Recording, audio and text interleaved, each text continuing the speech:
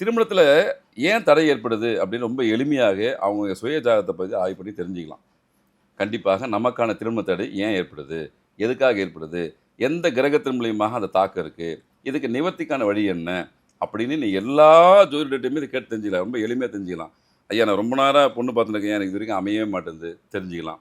ஐயா நான் ரொம்ப வரன் தேடினே வரோம். ஆனாலும் ஒரு குறிப்பிட்ட காரணத்துக்காக ஒரு நெக்கா மூவ்மெண்ட் வரைக்கும் வருது. ஆனா தடைப்பட்டு நின்னு ம். போகுது. எல்லாம் அடுத்த மாசம் எல்லாத்தையும் அரேஞ்ச் பண்ணிடலாம்னு சொல்லிட்டு எல்லாத்தையும் ஆர்கனைஸ் பண்ண முடியாம ஏதோ ஒரு சின்ன காரணத்துக்காக நின்னு போகுது. காரணங்கள் ரொம்ப சின்ன காரணம். ம். ஆனா நின்னு போன தகவல் சொல்லும்போது தான் எனக்கு ரொம்ப கஷ்டமா இருக்கு. கஷ்டமாயிடுதுன்னு சொல்லிட்டு ஃபீல் பண்றாங்க. உண்மையிலேயே திருமண தடைக்கான காரணத்தை ஒவ்வொருவரும் தனிப்பட்ட முறையில தெரிஞ்சுக்கலாம். தடை எப்போ வரப்போகுதுன்னு தெரிஞ்சுக்கலாம். நல்லா ம். புரிஞ்சுக்கணும். இந்த காலத்துல தடை வரதுக்கான வாய்ப்புகள் இருக்கு அப்படின்னு தெரிஞ்சுக்கலாம். தயவு எல்லாருக்குமே சொல்லக்கூடிய விஷயம் அதுதான்.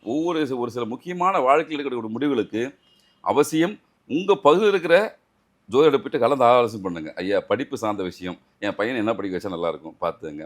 திருமணம் சார்ந்த விஷயம், என்ன பண்ணால் பெட்டரா இருக்கும் அப்படின்னு நீங்க எடுக்கக்கூடிய வாழ்க்கையில் எடுக்கக்கூடிய அடுத்த கட்ட நடவடிக்கை முயற்சி அனைத்திற்குமே யாராவது ஒருவர்கிட்ட போய் பார்த்து, கால நேரத்தை கணித்து, அது மூலியமா இறை பக்தியோட, இறை சிந்தனையோட நீங்க செயல்படுத்தும்போது அந்த விஷயம் நல்லபடியா நடக்கும். ம். ஆனா திருமண தடை மட்டுமே கிடையாது.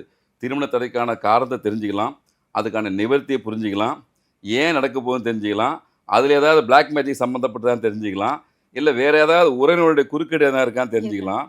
எதுக்காக தடை யார் ஏற்படுத்துறாங்கன்ற முதற்கொண்டு ஓரளவுக்கு நிச்சயமாக தெரிஞ்சுக்கலாம். ஆனா தடைய பார்த்து யாரும் பயப்பட வேண்டிய அவசியம் இல்லை. அது ஒரு பெரிய விஷயம் இல்லை. அதுக்கான நிவர்த்திகள் ஆண்டவனும், இறைவனும், சித்தர்களும், மகான்களும் நெறைய விஷயத்த அந்த தடைகளை போக்கறதுக்கான பரிகாரத்த குடுத்துருக்காங்க.